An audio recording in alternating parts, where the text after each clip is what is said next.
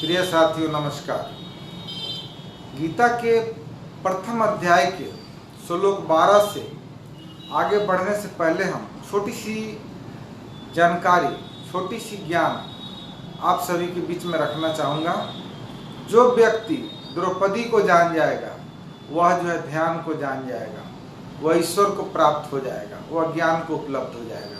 जैसा कि महाभारत में आम जन मानस की यह समझ है कि द्रौपदी के 5 पति हैं, वे वास्तव में 5 पति हैं और द्रौपदी का नाम पंचाली है, ऐसी कोई बात नहीं है, सब प्रतीकात्मक है। द्रौपदी के 5 पति हैं, लेकिन वो हैं कौन, इसको जानना महत्वपूर्ण है। द्रौपदी के 5 पति हैं। द्रौपदी यानी ध्यान रूपी औरत, औरत यानी जो और में रत रहे, दूसरों में रत रहे औरत, उसके 5 पति हैं। एक है धर्म रूपी युधिष्ठिर, जो धर्म यानी नियम, इस संसार के नियम, इस प्रकृति के नियम, हर चीज का नियम होता है, उस नियम से बाहर कोई नहीं जा सकता है। सूरज निकलता है तो निकलता है, डूबता है तो डूबता है, यह नियम है। रात होती है, दिन होती है, नियम है। तो यह जो है धर्म है। और दूसरा है अनुराग, अर्जुन है अनुरागी। जो भी ध्यानी होगा उसका एक पति अनुरागी होगा, अनुराग रूपी अर्जुन।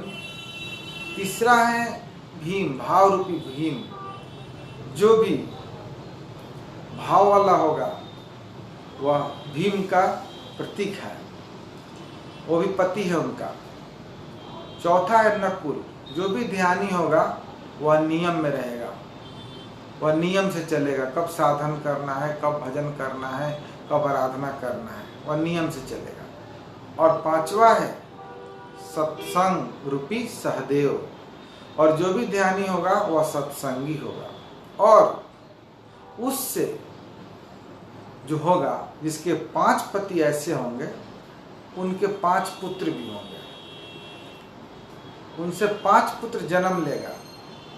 ध्यान रूपी द्रौपदी से 5 पुत्र जन्मता है। जो ध्यान को प्राप्त होता है उसका जो प्रतिफल होता है, प्रतिफलन होता है, वह होता है कि पहला वात्सल्यता, लावण्यता, सहृदयता, सौम्यता और स्थिरता।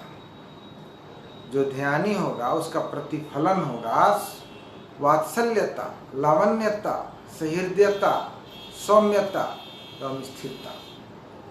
ये द्रौपदी के बच्चे हैं। और जो इन चीजों को पाता है उसका जो है एक और पुत्र जन्म लेता है, उसका नाम है अभिमन्यु।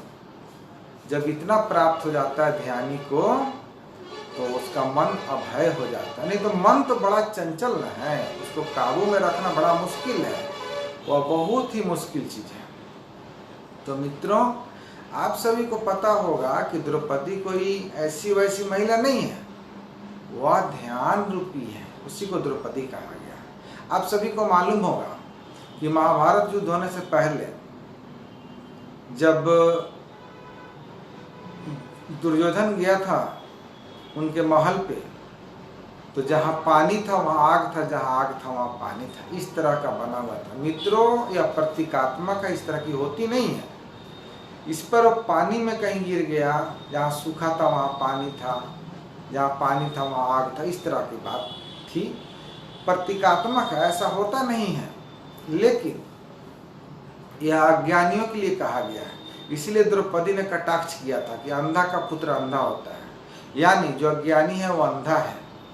और द्रौपदी क्या है, वो ध्यानी है, उसको ज्ञान प्राप्त है, उसको मालूम है कि कहाँ आग है, कहाँ पानी है, कहाँ सूखा है। तो जो सांसारिक है, जो सांसारिक व्यक्ति है, वह असत्य को ही सत्य मान लिया है। और जो ध्यान वाला व्यक्ति है, जो ध्यानी है, वह सत्य को सत्य जानता है, वह मानता नहीं है। जैसे कि उसको पता है कि संसार असत्य है, लेकिन जो सांसारिक है वह संसार को ही सच मान के बैठा हुआ है, इसीलिए अंधा का पुत्र अंधा का है। तो मित्रों, ये जो है बातें ध्यान के संबंध में है। इसीलिए उसने कहा था अंधा का पुत्र अंधा, क्योंकि अज्ञान का पुत्र मोह दुर्योधन वो भी अंधा है। जब तक व्यक्ति में ज्ञान नहीं होता वो अज्ञानी है, और अज्ञानी अंधा के समान ही होता है। तो इस संदर्भ में है, और भी बहुत सारी बातें हैं जो आपसे की जाएगी। धन्यवाद, शुक्रिया, थैंक यू।